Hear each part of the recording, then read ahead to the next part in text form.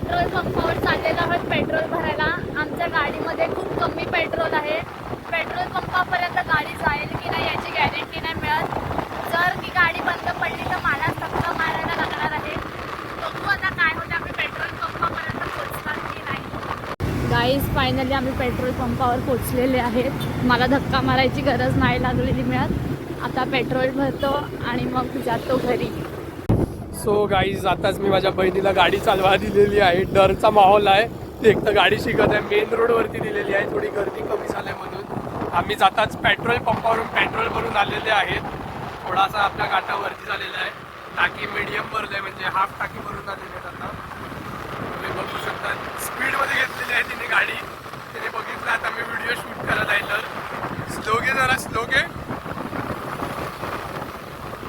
Guys बघू शकतात आताच मंथन आणि मम्मी बोईसरला जाऊन आलेले आहेत आणि तिथून माझ्या सांगण्यावरून हे लोक पाणीपुरी घेऊन आलेले आहेत. आधी मला वाटलं हे लोक आणणार नाही, पण माहिती नाही कशी काय यांना माझ्यावरती दया आली आणि हे पाणीपुरी घेऊन आलेले आहेत. आणि इकडे मंथन पाणीपुरी बनवायचं काम चालू आहे. आज मंथन झालं आहे पाणीपुरीवाला भैया.